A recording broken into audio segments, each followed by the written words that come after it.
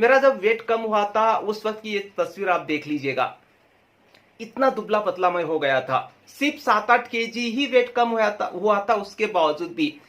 नमस्कार दोस्तों, my name is Srinivas मराठे।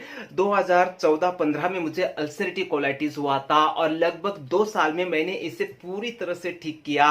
और अभी ये 2023 चल रहा है और मैं पूरी तरह से ठीक हूँ। और मैंने इसे कैसे ठीक किया, मैंने डाइट्स क्या फॉलो किए, कौन सी परेशानियों से मैं गुजरा, कौन से प्रॉब्लम मैंने फेस किए, क्या क्या तकलीफें मैंने झेली है, मुझे अल्सरेटिव कोलाइटिस क्यों हुआ था, इनके ऊपर डिटेल में मैंने मेरे इस चैनल पर लगभग 15-16 वीडियो बनाए हैं।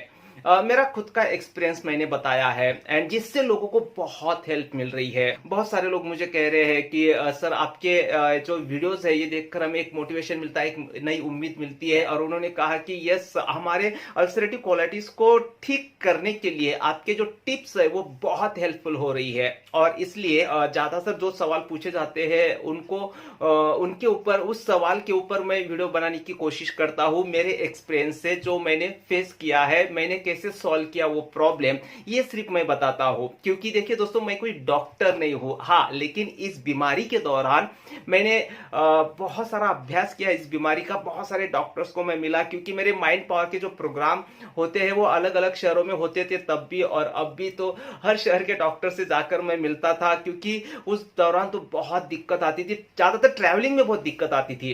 मैं जो लेक्चर लेता हूँ माइंड पावर के ऊपर, वो मेरा इंटरेस्ट का विषय है। एंड जब मैं 2-3 घंटे 4 घंटे स्टेज पर खड़ा होता था उस वक्त भी, तो इस बीमारी को मैं पूरी तरह से भूल जाता था। मतलब कोई तकलीफ मुझे फील नहीं होती थी। कहते हैं ना, इंटरेस्ट वाला काम करो या फिर काम को इंटरेस्टिंग तरीके से करो तो आपकी तकलीफें कम हो जाती है।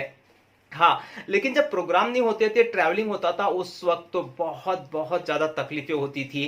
ट्रैवलिंग में खासकर जिस दिन ट्रैवल करना होता था उस दिन मैं सिर्फ एक बार भोजन करता था और बहुत ही फीका खाता था। और फिर भी कोई परेशानी मुझे होती थी। कभी कभी तो मैं अगर ट्रैवल में जाता हूँ तो ड्राइवर को बोलता था, भाई रुकिए थोड़ा सा, पेट बहुत गड़बड़ कर रहा है। मतलब ये बातें कैसे बताओ आपको, इतनी सारी परेशानी मैंने झेली है उस वक्त। मेरा जो वेट था इस बीमारी के पहले वो 62 टू 63 था, लेकिन इस बीमारी के दौरान वो हो गया था 55।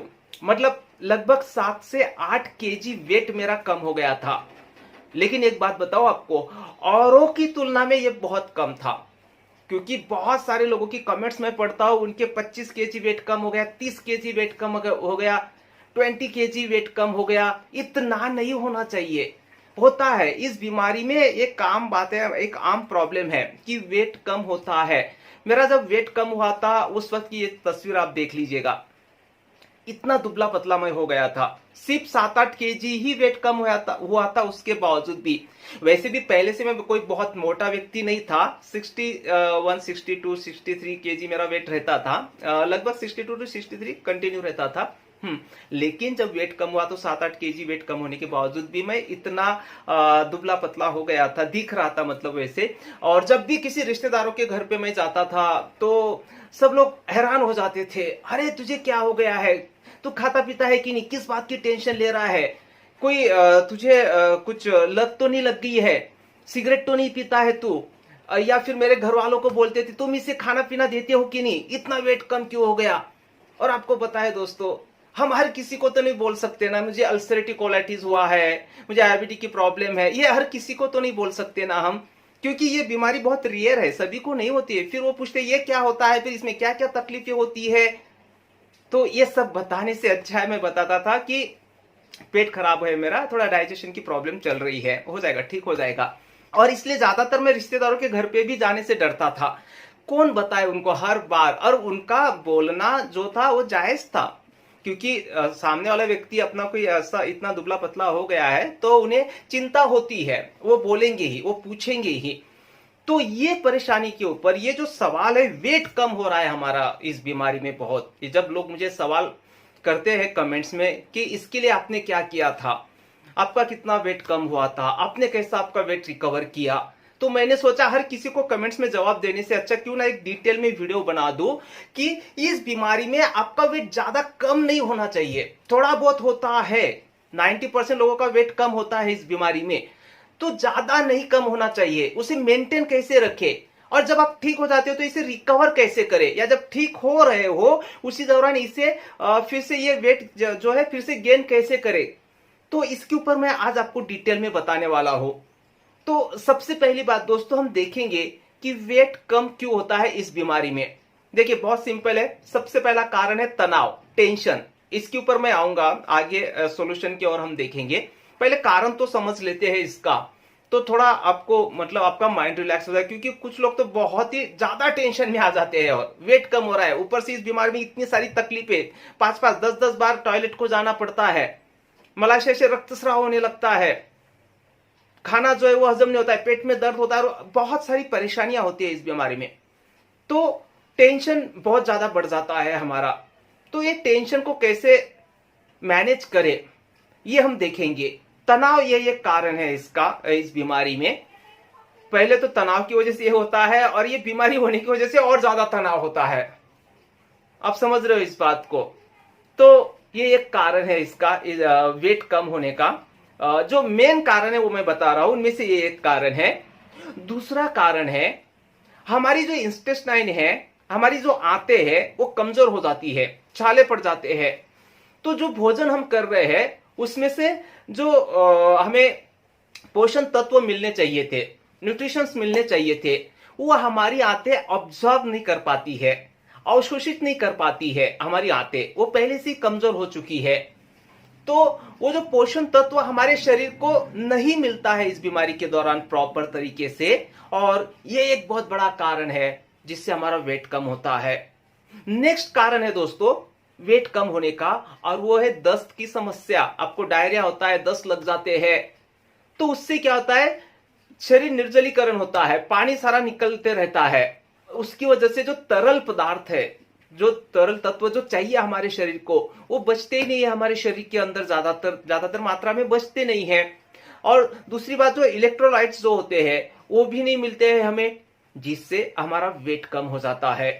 नेक्स्ट कारण है हमारा वेट कम होने का। पहले कारण को आप समझ लीजिएगा दोस्तों, उसके बाद इसके ऊपर क्या किया था मैंने और क्या आप कर सकते हैं उसके बारे में मैं आपको बताने वाला हूं।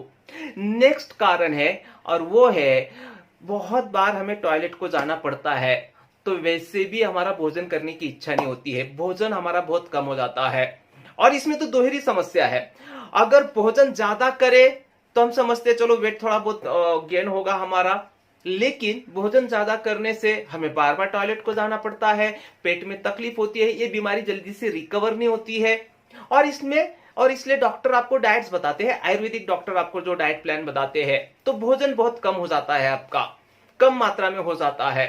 तो भोजन ही पूरी मात्रा में हमें नहीं मिल रहा है। मैं तो सिर्फ 2 बार खाता था इस बीमारी के दौरान, सुबह और शाम, बीच में तो कुछ भी नहीं खाता था। हाँ, जब मैं ठीक होने लग गया तब मैंने 3 टाइम खाना शुरू कर दिया, लेकिन उस बीमारी के दौरान तो मैं सिर्फ 2 बार खाता था।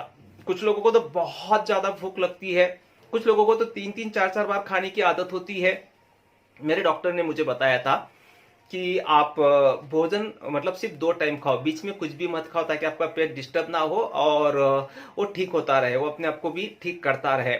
इसलिए भोजन हमारा कम हो जाता है, और ये सारे कारण है दोस्तों जिससे हमारा वेट कम हो जाता है। तो आपको बिल्कुल भी घबराना नहीं है। मेन जो टॉपिक है इस वीडियो का, उस पे हम आ रहे हैं, मैं आपको बता रहा हूं। मैंने कोई कहीं पर लिख कर नहीं रखा है, जैसे जैसे मैंने एक्सपीरियंस किया है और जितना मैंने अभ्यास किया, वो सारी बातें मैं आपको बहुत ही दिल से बता रहा हूं। जस्ट समझ लीजिएगा, टेंशन बिल्कुल नहीं लेना है इस बीमारी में। तो आप कहोगे सर टेंशन तो होगी ना, इतनी सारी प्रॉब्लम को हम फेस कर रहे हैं। हाँ, 2 वजह है टेंशन की। पहली वजह तो ये है तकलीफें, बहुत सारी तकलीफों से हम गुजरते हैं, काम पे फोकस नहीं कर पाते हैं ज्यादातर हम तो, और रक्तस्राव, मलाशय से रक्तस्राव होता है, उससे तो आयरन की भी कमी होने लगती है हमारे बॉडी के अंदर। तो ये इन तकलीफों की वजह से तो आपको टेंशन होगा, ये जायज है, ऐसा आप कह सकते हो। और दूसरा सबसे बड़ा कारण है टेंशन का, और वो है, ठीक है ये तकलीफें है, लेकिन ये बीमारी ठीक होगी कि नहीं होगी, पता नहीं ये बीमारी कब तक चलेगी, क्योंकि ये लाइलाज बीमारी है। एलोपैथी वाले इसे कहते हैं, क्योंकि एलोपैथी में इसकी कोई दवा है ही नहीं, मेडिसिन है ही नहीं इसकी। थोड़ी बहुत जो मेडिसिन है वो जस्ट थोड़ा टेम्पररी आपको रिलीफ देती है। और मुझे टेंशन क्यों नहीं होता, अब आप कहोगे सर आपने आपका टेंशन कैसे मैनेज किया। सबसे पहली बात, इस बीमारी की वजह से जो तकलीफें होती है ना, उससे जो टेंशन होता है ना, उसको सहना पड़ेगा, या एक्सेप्ट कर लो कि ये सहना पड़ेगा। चलो ये थोड़ी देर की बात है। दूसरी जो बात है टेंशन को लेकर कि ये बीमारी ठीक होगी कि नहीं होगी, मुझे पूरा यकीन हो गया था कि ये बीमारी मेरी ठीक होगी। इसके कारण थे बहुत सारे। एक तो मैं माइंड पावर के जो मैं प्रोग्राम लेता हूँ, इसलिए माइंड एंड बॉडी का जो कनेक्शन है वो क्या होता है वो मुझे पता था। माइंड जो है, हमारे माइंड में बहुत जबरदस्त पावर होती है, ये हमारी बॉडी को हील कर सकता है। और इसलिए मैं मेडिटेशन, विजुअलाइजेशन करता था, ये बातें बहुत जरूरी। प्राणायाम मैं करता था, इससे टेंशन भी मैनेज होता है एंड शरीर भी हील होता है। अच्छा मतलब शरीर को आराम मिलता है इससे। ऑक्सीजन की मात्रा बहुत ज्यादा मात्रा में हमें मिलती है प्राणायाम करने से। तो और दूसरी बात, मैंने ऐसे बहुत सारे लोगों का अभ्यास किया था जिन्होंने अपनी लाइलाज बीमारियां पूरी तरह से ठीक की है, और इसके ऊपर मैंने वीडियोस भी बनाए हैं। प्लेलिस्ट देख लेना आप मेरी, या वो जो प्लेलिस्ट है ना मेरी अल्सरेटिव कोलाइटिस की वीडियोस की, वो प्लेलिस्ट मैं आपको डिस्क्रिप्शन में दे दूंगा, आप वो सारे वीडियो देख लेना।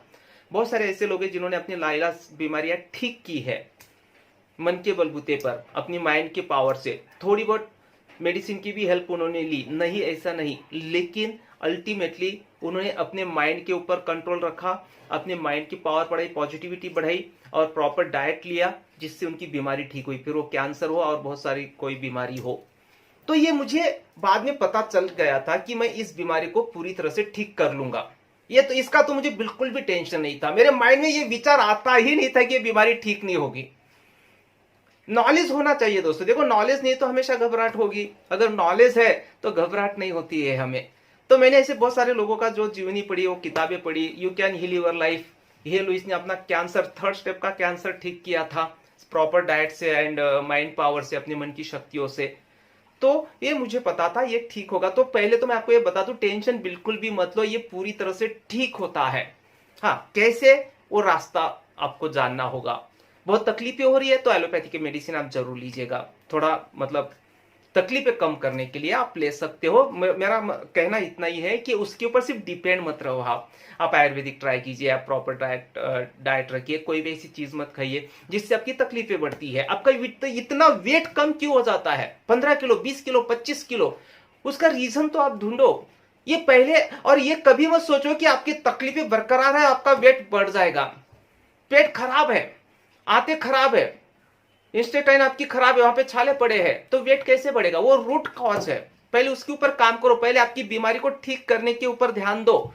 वेट अपने आप बढ़ जाएगा बाद में, जैसे खाना आपको डाइजेस्ट होने लगता है तो वेट तो अपने आप बढ़ेगा, उसका टेंशन ही मत लो। बहुत सारे लोगों ने मुझे बताया कि सर बहुत टेंशन होती है, वेट बहुत कम हो रहा है।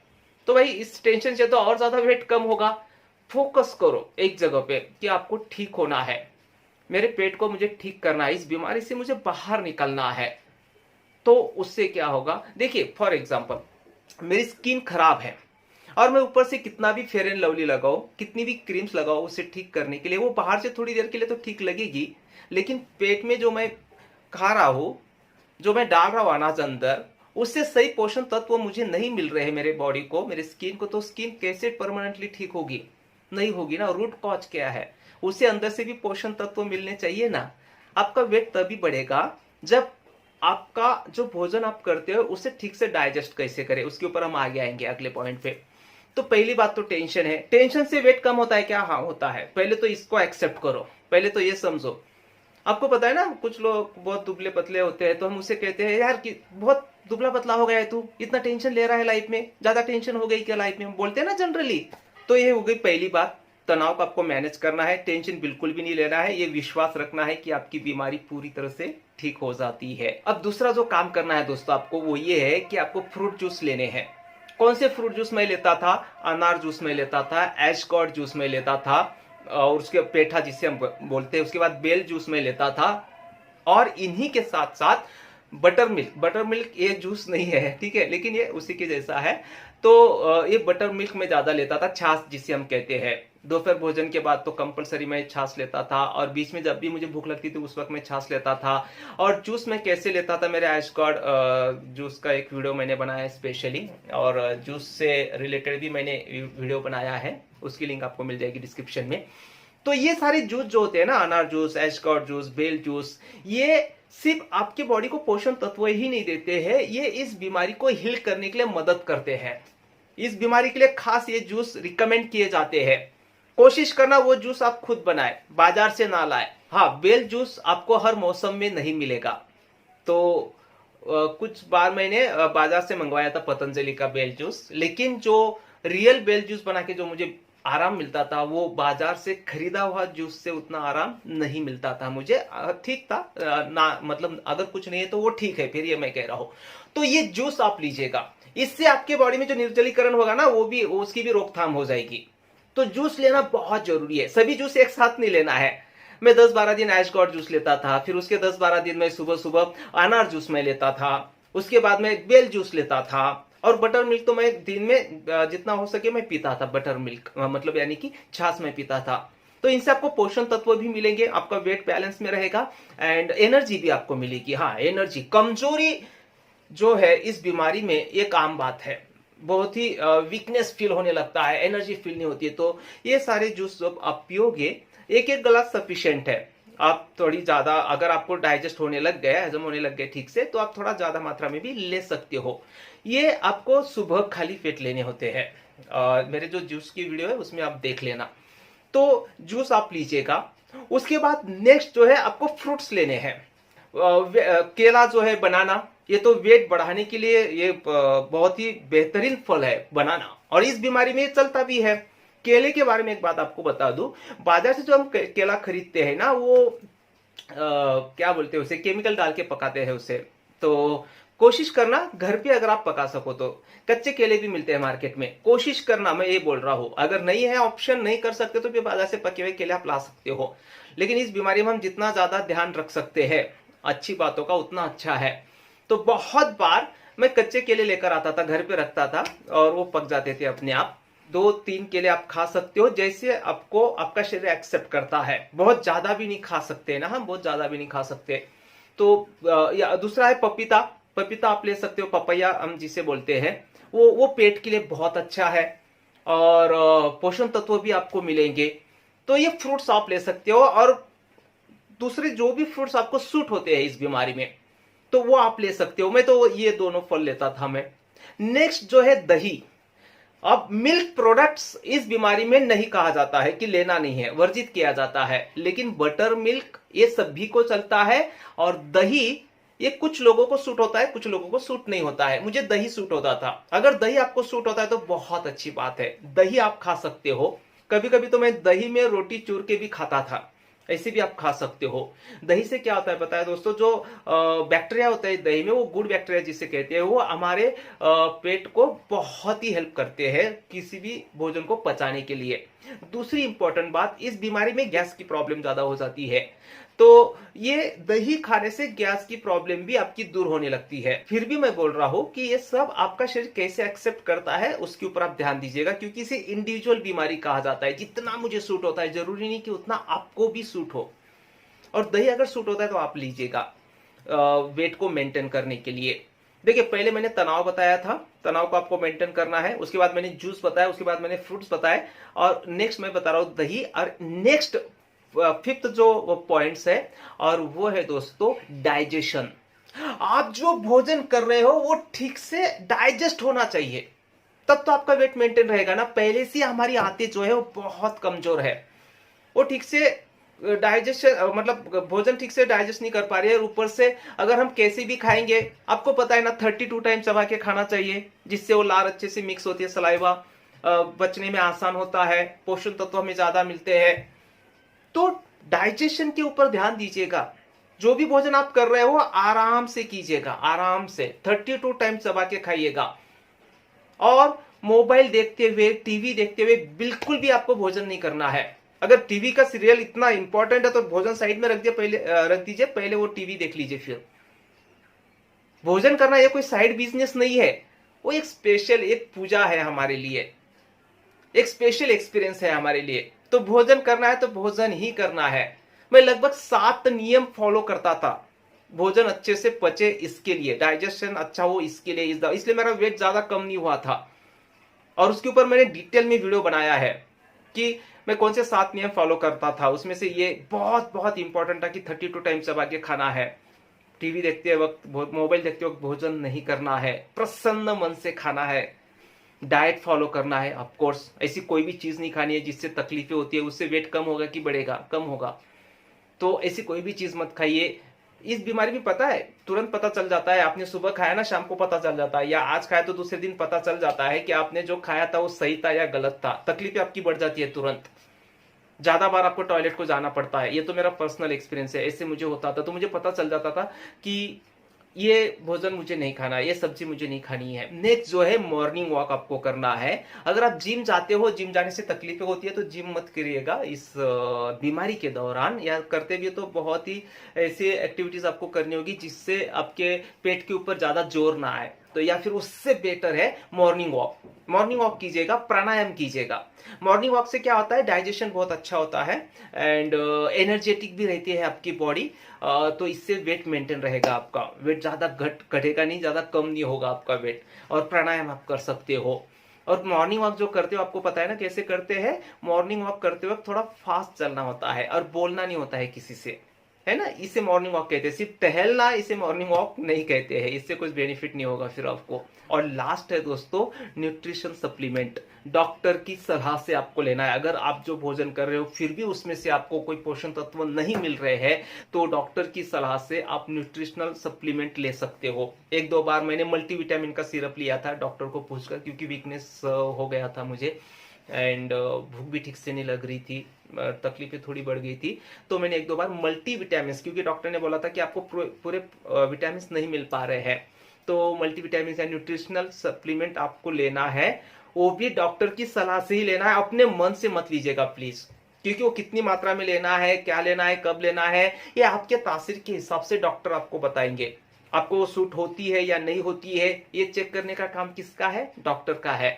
तो अपने डॉक्टर मत बनिएगा और गूगल को डॉक्टर मत बनाइएगा ऐसी केस में। तो डॉक्टर की सलाह से आप न्यूट्रिशनल सप्लीमेंट ले सकते हो, ये आखिरी ऑप्शन है। पहले के जो मैंने ऑप्शन बताए वो नेचुरल तरीके है, उससे आपका वेट मेंटेन होगा बहुत अच्छे से। और सबसे लास्ट, जैसे आप ठीक होने लगते हो या जैसे आप ठीक हो जाते हो, तो वेट बढ़ा लेना बहुत आसान है। लगभग 2 से 3 महीने में आप आपका वेट बढ़ा सकते हो।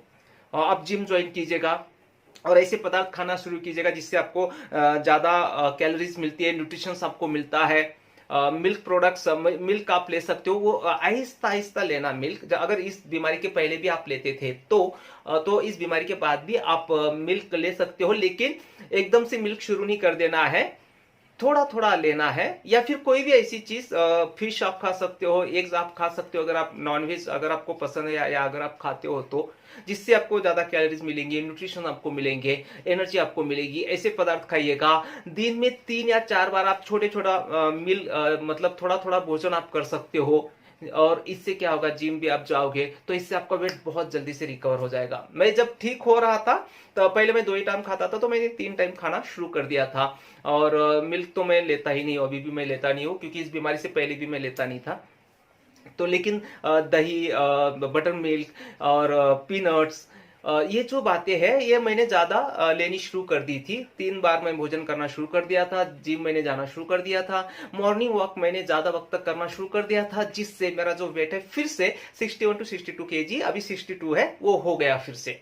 तो वेट बढ़ाना ये कोई बड़ी बात नहीं है, इससे तो पहले आप बाहर आ जाइएगा, इस टेंशन से आप बाहर आ जाइएगा। जब इस बीमारी में है तो इसे ज्यादा कम मत होने देना। ये जो पॉइंट मैंने बताया उनके ऊपर ध्यान दीजिएगा। तो दोस्तों, मैं भगवान से प्रार्थना करता हूँ, दिल से प्रार्थना करता हूँ कि अगर आप इस बीमारी से गुजर रहे हो तो आप बहुत जल्दी से ठीक हो जाए। थैंक यू दोस्तों, बहुत बहुत शुक्रिया।